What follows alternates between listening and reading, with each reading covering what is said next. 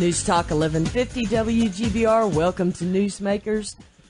And it's time for the Monday Morning Quarterback Show. Your host is Harlan Neal, and he's let me come along for the ride. I'm Carol Bowden, and we're here to talk some football. We look like we're ready for a sleigh ride with these Santa hats on this morning. I'm so excited. I've got a red and white typical Santa hat. Yeah, Sitting across from me is that beautiful ECU hat. I didn't have an NC State emblem to put on there, but I thought I'd share the red one with you. I did the Kiwanis train Saturday night on. So anyway, I had to get out the East Carolina one this morning. Got a Duke one, but I brought the East Carolina one today, so we'll add a little holiday flair to it. So if you had brought the Duke one, I think Averill would have thrown you out. I know. I was trying to be very careful. I know. I know. Absolutely. Well, it looks great, and putting me in the holiday spirit, so let's go. Let's talk some football. Absolutely. Let's jump right into it, Carol. We'll start, just kind of wrap up with high school football. The Shrine Bowl was this past Saturday down in Spartanburg, South Carolina, and unfortunately, the South Carolina Sandlappers, that's their mascot. Don't ask me where the origin of that is, but it's the Sandlappers. I don't even know what it defeated is. the North Carolina Tar Heels, and that does make sense, 21-12.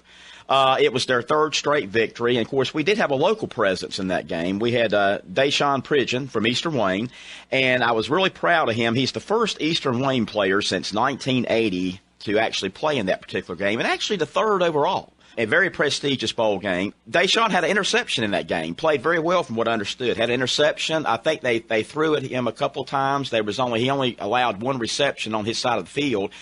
He's trying to prove himself. He's 5'6", 155. The knock on him has been his size. He's one of the few that doesn't have a Division I scholarship that actually plays in that game, because obviously you got the best talent in each respective state. So he was out to prove a point, and I think he did.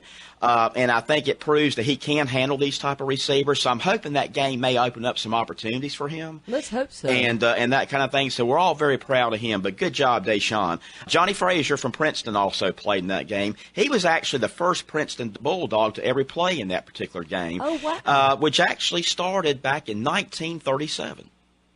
Did not realize it had been going on that long, but I knew it was a long tradition. Johnny had 9 carries, 31 yards, did some good things. He's really getting amped up. Now, he's got a huge All-Star game coming up in January. It's called the Under Armour All-American Bowl game, sponsored by the Army, and that game's going to be on Friday, January the 2nd at 4 p.m. on ESPN if you want to catch that, down in Tropicana Field down in St. Pete. Also, the main reason for that Shrine Bowl game, obviously, they were able to make a donation to the Children's Shriners Hospital of over $1.5 million. Wow. It's just fantastic that they even do that. And those kids go out there, they go away from home when they could start their Christmas break like everyone else. So my hat's off to them. Absolutely. So that's some good stuff there.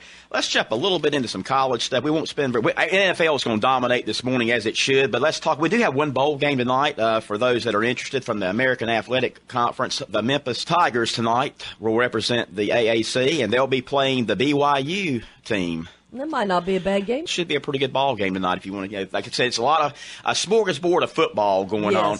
And then, but by all means, we talked about this last week, and we're going to promote it again. December 24th, pull out your beach chair in your living room or wherever you view a game from. We got the Bahamas Bowl from Nassau, 12 noon sharp on December 24th. We got Western Kentucky versus Central Michigan. For those that are interested, Western Kentucky is a 3-point favorite. But like I said, enjoy in your comfort of your own home and wish you were there in the Bahamas. That's right. Just turn the fireplace up a little bit.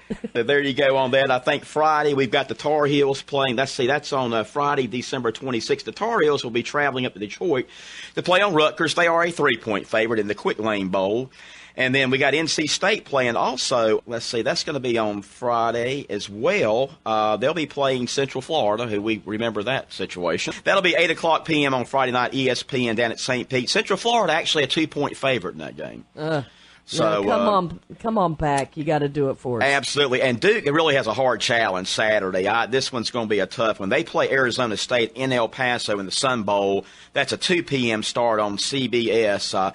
Blue Devils are a 7.5-point underdog, but it just depends. I think it boils down to how Boone plays as a quarterback. You know, he regressed some this year. I think he's got to play a really good game for Duke to be effective. Arizona State's a very talented team, so that's going to be a good test, but it's going to be a very challenging test for the Blue Devils. Well, I think they can pull it out. I hope that they do the big upset. I really do. Absolutely, absolutely. All right, so now it's time to jump over to the beloved NFL and.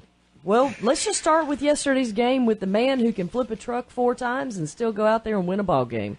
Mr. Cam Newton. Cam Newton, unbelievable job. He got rushed for 1 T and threw for 1 T yesterday. I was real proud of Cam yesterday. I thought he played very well. I thought so. He still made some mistakes that he shouldn't be making. Right. 4 years into it, but that's okay. They came out with the W, and they beat Johnny Football. So word has it those Elves are still working hard on that number jersey getting in here. I think it's going to be here Christmas Eve. The brown number 2 jersey is on its way. Santa's got a sleigh ride planned for that. They're getting the final stitches done on that. That's my understanding. But anyway, well, and I have to say, Cam showed himself as a true sportsman when he got on the fans or berated some fans for applauding and cheering when Manziel got hurt. Yeah, that's right. You don't want to. You know what? Do that. I don't like the young man, but I would never encourage anybody to do that. I think it's wrong. No, you can't do that. That's right. You got to have some class about those kind of things. Yeah, Luke Kuechly, he's a beast. I know he made part of him and the other linebacker. Kuechly can just run like a deer for a linebacker, especially. He is unbelievable. Great talent. And I tell you, I'm really impressed with Kevin Benjamin. We've talked about him some this week, the receiver from Florida State. I tell you, he made some great catches yesterday. But again, great game. And, in the Saints losing yesterday to the Falcons, thank you very much, Atlanta. And by God, we've got a major setup next week of all things. Yes. It's a winner takes all. The last playoff spot and the South Division winner next week down in Atlanta between the Falcons and the Panthers. Who would have thought 3 weeks ago that the Panthers would be playing for the divisional championship? No, we definitely did not think that. Anybody that's even remotely a Panther fan. So, absolutely. Yeah, that's going to be a heck of a game. It's going to be a really good game, and obviously Atlanta's very talented too. They've got a great quarterback, and also Mike Evans, their rookie receiver. One of the things I've noticed this year in NFL, Carol, this receiver core, which they talk about receivers have one of the toughest transactions from the NFL, from college to the NFL. It's a hard position to really gravitate and advance to. It usually takes several years. But you think about this class, you got Odell Beckham from the Giants, who's great. You got Sammy Watkins from Buffalo, Kevin Benjamin from the Panthers. You got Jarvis Landry from the Dolphins, and then Mike Evans from the Falcons. That's 5 of them. There's about 10 really top receivers that came out of this NFL draft that are making huge impacts this year, which that doesn't happen very often. So a very impressive class of receivers that just came out. Well, and I think that's part of the reason that this year's been so exciting, and you just never know. You don't. You can't. Every week it's like we always talk about. You cannot make this stuff up. You cannot rest on your laurels. That's what makes it so much fun. But congratulations. Like I said, a big, huge game next week. Who you want to talk about first? Let's go ahead and talk about those. How about them Cowboys yesterday? Whew. I'm going to tell you what, Cowboy fans were loving it. 42-7 over Indianapolis. Are you kidding me? Didn't see that one coming. It was a pounding. It was a complete pounding. Tony Romo, 18 for 20, very efficient yesterday. 218 yards. Passed Troy Aikman on the all-time passing career yardage for Dallas Cowboy quarterbacks with 32,971 career yards passing. It's the first title for the Cowboys since 2009. And it also eliminated the Philadelphia Eagles and gives Seattle their berth, although last night they definitely took care of business, which we'll talk about in a minute. Yes. But, big win for the Cowboys. They are rolling. They were very impressive yesterday. Well, and not only did they have such a huge game, but Andrew Luck, career low. That's just terrible. Yeah, the Colts have struggled against some really good teams this year. I don't know. They've had a tendency against if you go back and look at their scores against the really, really good teams, they've been dominating a lot of those games. Well, that's true. And now let's talk about one of my favorite quarterbacks. Yeah, Phillip Rivers. Oh, my gosh. San Diego comes back, overtime win, 38-35 over your beloved. I know, and I got to give credit where it's due. Of course, I'm a 49ers fan, and I like the Panthers, too, because they're a local team. Love to see them do good. But I tell you what, I do admire Phillip Rivers. He's a leader. That's one thing I like about Phillip. He's a great leader. He plays with a kid-type enthusiasm for the game. You can tell. Even though he's a veteran, he still has that enthusiasm. He has that leadership ability. And one thing he's able to do, Carol, that a lot of quarterbacks and the really Hall of Fame quarterbacks have to do, you got to erase those plays earlier that you did not convert on. If you throw an interception or if you have a bad half or a bad quarter, you flush it and move on to the next thing. He's one of the best at doing that. That's why he's going to be a Hall of Famer. The first half he struggled big time. 3 interceptions, one was returned for a touchdown. They were down 21 points. But totally different the second half. 4 TD passes, 356 yards passing, and just basically won it in overtime. And this is one of the most impressive things to me. He's actually, it came out yesterday. You may have saw the report. He's playing with a bulging disc, which, has got to be painful. They're going to operate on it at the end of the year, but he can play through it. But the guy's got to be in some pain and having to deal with that. He's had some back problems, and that's just unbelievable how he's able to battle through that, all the mental and physical things that you have to deal with. So, again, a great leader. I know North Carolina State alumnus are very proud of him. He's a true leader, and he's a very fun player to watch. Well, you're right about the back situation, because when you've got a bulging disc, one quick little movement, well, let's talk about what quarterbacks have to do. They got to have that quick movement, and so that he is in pain. God bless him. Way to go, Phillip Rivers. Very, very proud of him. Absolutely. And then, of course, New England always struggle. We talk about this. New England finds a way to beat the Jets. 17-16 yesterday. The Jets lost to the Pats twice this year by a combined 3 points. And then that gave them their 5th straight first-round bye yesterday. So they're going to get a bye in the first round of the playoffs. The Patriots will. And then obviously we got a huge game coming up next week with Detroit and Green Bay. That's going to settle the NFC North Division title. The winner takes that particular position. We talked about the Falcons and the Panthers. Got a huge game tonight, Denver at Cincinnati. That's going to be great. What do you think? I mean, is Denver going to run over them? Denver's a 3-point favorite in that game. I'm not really sold on Andy Dalton. I don't know. The Bengals tend to have a tendency to they get in the playoffs a lot of times, and they're out pretty quickly. I don't know. That's going to be interesting. It's at Cincinnati. I think I'm still going to go with Denver tonight, because Denver is trying to also stay in the hunt for a bye, and also they're trying to get home field advantage throughout the playoffs, which is huge. Oh yeah, because they want it to run through Denver instead of it running through New England. So this is a huge game tonight. Then of course they'll play again next week. So there's a lot of implications. I'm going to go with Denver tonight, though. Okay. That would be my pick. I think I would too, but I just don't think Cincinnati's going to lay down. I think they're going to come out with everything they got. But that game could definitely go either way. But a lot of different scenarios.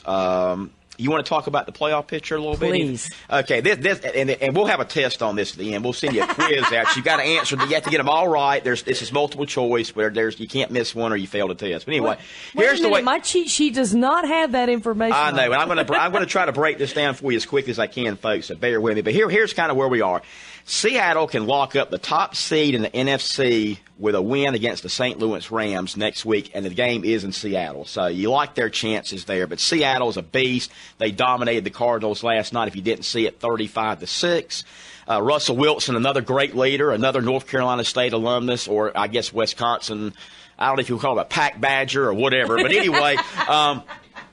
But anyway, the guy's amazing, and Marshawn Lynch had a run last night where they thought he was going to go out of bounds, and he doesn't go out of bounds. He's going to stay in bounds and run over people, and that's what he did. Ballerina. But anyway, the winner, of course, we talked about, the only playoff spot in the NFC that hasn't been decided yet is the Falcons or the Panthers. Whoever wins that game next week will also win the division. Here's an interesting part I'm going to get to in a minute. Can you believe this? The winner of that game not only gets in the playoffs, they will host a first-round game. No. Yes, sir. Yes, ma'am. I'll get to that in just a minute. Okay. So here we go. The winner of the Packers-Lions game will get a first-round bye, but will need the NFC West champion to lose in Week 17 in order to get home field advantage throughout. So I hope everybody understands that. And then the AFC, you got 4 spots locked up. You got the Patriots, Broncos, Colts, and Steelers are all in. The Bengals can lock up a spot with one more win or a Charger loss. The Chargers will lock up the 6th spot with a win. They just have to win. If they do happen to lose, though, the Ravens are next in line, followed by the Ravens. The Ravens will be next in line, followed by the Chiefs. So the Chargers control their own destiny. They win next week, they're in. The Patriots clinch the first-round bye with their win over the Jets. The Broncos can do the same, as we said, with a win tonight. The winner of the AFC North is locked into the 3rd seed, barring a complete Denver collapse, which leads to the Colts being the 4th seed. So here's how it goes, okay? In the NFC, right now, if we ended the day, Seattle's the number 1 seed, Detroit's the number 2, Dallas would be the number 3 seed, the Panthers the 4th seed, Green Bay 5th, Arizona 6th, okay, if it ended the day. That means you would have the Panthers playing the Green Bay Packers in Charlotte, if this thing holds true. How cool would How would that that be? Let's move quickly to the AFC. New England and Denver would have the byes. Then you would have the Cincinnati Bengals. If they win tonight, playing the San Diego Chargers, the 3 versus the 6 game. San Diego would be at Cincinnati. The Steelers are in. They would be playing the Colts. They would be a 5 versus a 4 seed. I like the Steelers in that one. I like the way the Steelers are going. The Steelers are a very dangerous team. Do not hold them out. And again, the Ravens, the Texans, and the Chiefs are kind of on the outside looking in. They got to have some things happen. But realistically, what I just mentioned to you is going to probably be the way that things fold out. So, but I think that Panthers-Green Bay game would be interesting. And then again, I like Dallas's chances definitely against the Cardinals on their third-string quarterback going to Dallas. You got to like the Dallas Cowboys. That would set up a match to where they would play the Seattle. They would play the winner of that game plays Seattle. The winner of the Green Bay Panthers game would turn around and play Detroit. Ooh. So the Panthers, if whoever gets in there has a chance. Seattle's a machine. I tell you, they are on a roll right now. They are on a roll, but I'm with you. I'm going with Denver tonight. I think that's going to be a given, and I'm gonna follow my Pittsburgh Steelers all the way through. So absolutely, I think the Steelers are a very dangerous team. I think they're very capable, very very capable of making a run here. Well, you did your homework. Does that make sense, folks? Does everybody get that? There'll be a test. I'll send you. We'll get a test out on Facebook so you can get 100 on that for the holidays. Absolutely. And Harlan, thank you so much, not only for the hard work that you put into this, just because you love it, but thanks for the hat this morning. Absolutely. I'm feeling quite festive, and I cannot wait for Christmas to get here now and kick back and watch the bowl games. Absolutely. Like I said, we got the Bahamas Bowl coming up, and everything is good. But we certainly want to wish everybody a very Merry Christmas this week, a wonderful, and have a safe holiday, too. And don't forget the reason for the season, and those less fortunate, do something nice, the world of giving, and be appreciative of what you got. Thank you, Harlan. I appreciate you, my friend. Appreciate all that you bring to this show. And that is going to do it for us on Newsmakers. As Harlan said, he's not going to be back until after Christmas. So to those of you who won't get to see him until then or hear from him until then, have a Merry Christmas and go out and make it a great day.